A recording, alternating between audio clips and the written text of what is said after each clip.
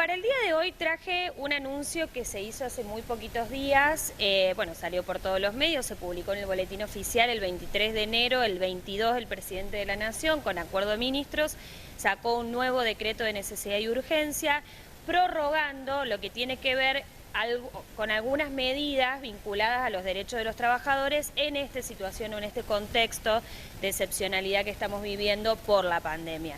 Bien sabemos que más o menos a partir de mayo del 2020 comenzaron a sacarse una serie de decretos vinculados, o sea, son medidas robustas vinculadas a que los empresarios no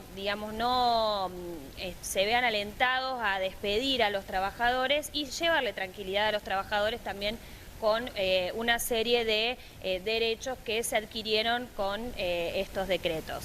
¿Y con qué tienen que ver?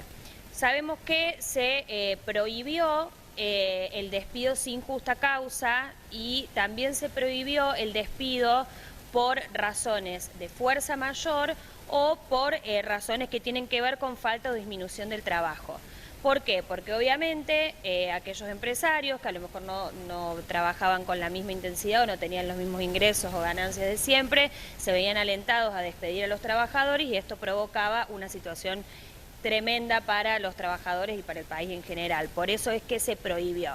¿Podía despedirlo? Sí, podían despedirlo igual. Una prohibición sola no alcanzaba. Por eso después sacan un nuevo decreto imponiendo la doble indemnización para aquellas personas que sean despedidas sin justa causa o por falta o disminución de trabajo. Estas medidas se vencieron en enero. Por lo tanto, el presidente decidió prorrogar por 90 días más estas medidas con algunas pequeñas modificaciones, entre ellas la más importante es que antes no existía un tope para esa doble indemnización. En cambio ahora, esa doble indemnización en lo que exceda a la indemnización simple, digamos, no puede superar los 500.000 pesos. Es decir, vos te corresponde como indemnización 2 millones de pesos por la antigüedad que tenías.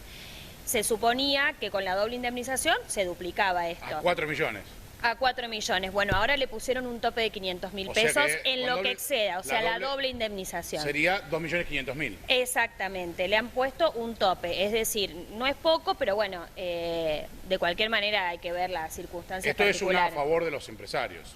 Claro, porque bueno, en el decreto, en el momento de los considerandos, explica de que en realidad hay objetivamente un pequeño crecimiento en relación a lo que fue el año pasado vinculado a lo de la pandemia, porque se abrieron todas las actividades, entonces no habría sido justo prorrogarla en el mismo sentido que lo anterior. Yo tengo entendido que, por ejemplo, aquellas empresas que recibieron el aporte del gobierno nacional no pueden, se han comprometido por un plazo de no sé de cuántos años de no despedir gente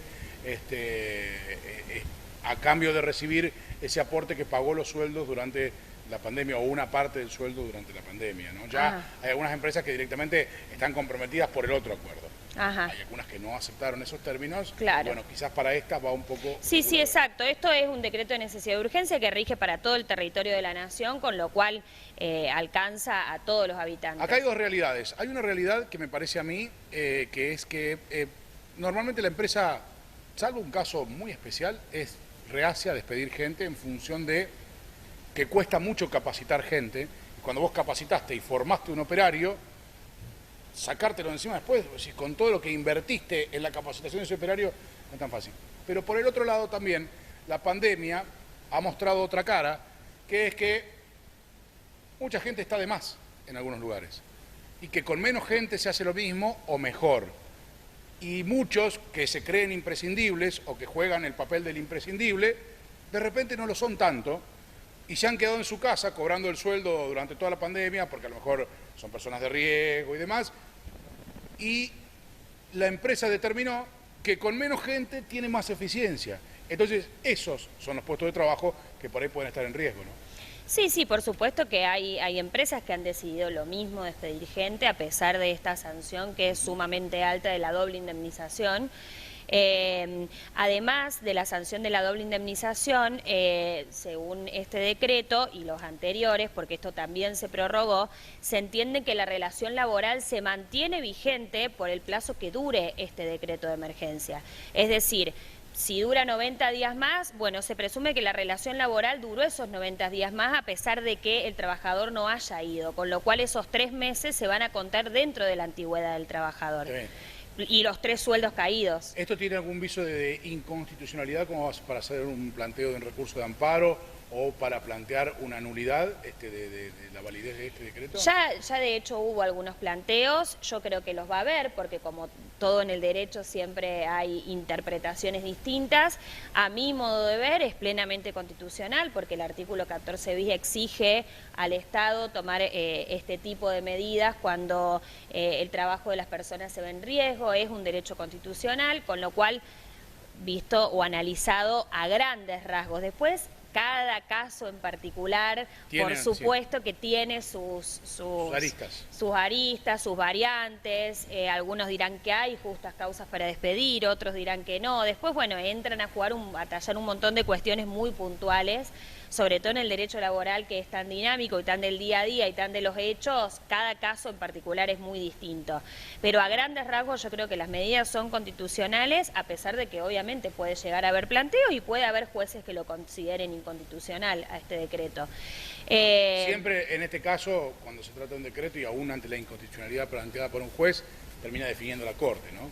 Sí, exactamente. Sí, la Corte es la última intérprete de la Constitución. Y ahí se resuelve. Y ahí se resuelve. En su momento el tema de el aislamiento, el quedarse adentro, el que no te dejen salir, bueno, y que terminaron los pedidos, terminaron todos en la Corte. Exactamente, sí, la Corte es la última intérprete de la Constitución Nacional y es la que va a dar las interpretaciones que después van a tomar en cuenta los juzgados inferiores.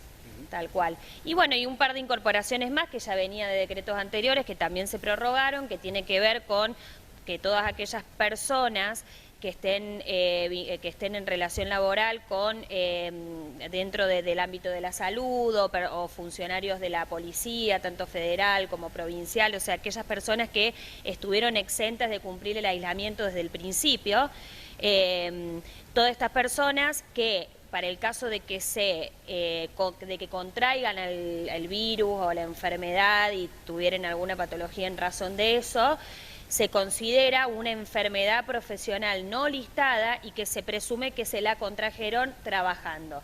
Para el resto de los trabajos, para el resto de los trabajadores, que ya nadie tiene prohibido ir a trabajar porque estamos en una instancia de distanciamiento, no de aislamiento, no es una presunción como esta iure de iure, sino que es una presunción iuris tantum, es decir, admite prueba en contrario. Yo puedo como empleado de comercio decir que me contraje el virus trabajando en el comercio, pero después tendré que probarlo, lo cual es complicado obviamente de probar dónde contrajiste el virus. En cambio, para el personal de salud y para el personal de la fuerza pública se presume que se lo contrajeron trabajando. ¿Cómo? Entonces se consideran enfermedades profesionales no listadas. Esa es otra de las cuestiones que se han incorporado a lo largo del tiempo y que también se prorrogó. ¿Y esto en qué redunda? ¿Tipo de beneficio económico? Claro, porque están incluidos dentro de lo que es la ley de riesgo de trabajo y pueden hacer los reclamos correspondientes por las indemnizaciones correspondientes para el caso de que surgiera alguna incapacidad o alguna cuestión relativa a ese tema. Así que bueno, me pareció interesante comentar esto porque ya me han preguntado... ¿Cómo? ¿Esto es retroactivo? Esto rige por 90 días más. Pero digo, ¿es retroactivo lo de la enfermedad no listada? Desde estas medidas fueron varios decretos que se han ido sacando, pero más o menos desde mayo hasta ahora enero que se habían vencido, siempre estuvieron vigentes porque los han ido prorrogando y una vez más lo prorrogaron por 90 días. No, por supuesto que no retroactivo a antes de que salgan los decretos, no, sino desde que salieron en adelante, hasta 90 días. Después veremos cómo sigue afectando el virus a la población para ver si el presidente decide postergar o no, seguir prorrogando o no este tipo de medidas.